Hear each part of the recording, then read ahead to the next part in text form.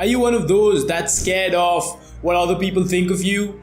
And are you scared of what people will think of you if you take a jump, take a risk on something that you love? We all want to be recognized as individuals who have a personality that is completely different from what conforms us to the standards of what people think of us. And that's something that we need to become aware of. I've had times in my life where literally what other people thought of me was something that bothered me or something that made me fearful of ever breaking those standards that those peers had set for me or what my family members thought of me. And I was always living in that cage, in that box of what they thought of me or what they thought that I could be. And eventually I realized later in life that those opinions of what other people thought of me were standards that they had set for me, that I had not yet allowed myself to overcome them. That we literally conform to what other people think of us because we allow their opinions to actually reach us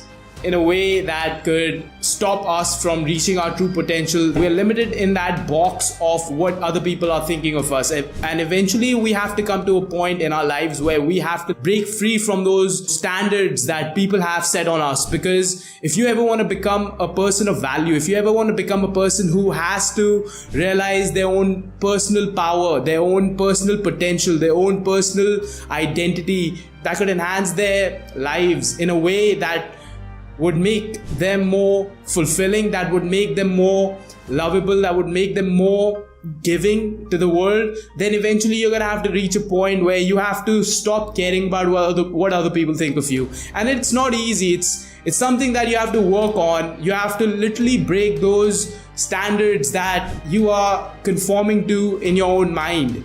When you become bigger in your own thinking, when you begin to start developing that part of you that is always trying to make the best out of all situations, that's the kind of spirit, that's the kind of power that gives rise to that individual that is at service to yourself. The more you are at service to yourself, the more you allow yourself to recognize your own abilities, the more you allow yourself to cultivate your own strengths that are somehow being not identified by the peers and the family members that are around you. Because see, not everybody has the privilege of having a good family. Not everybody has the privilege of having great friends. Not everybody has the privilege of associating with people that are looking out for the best for them.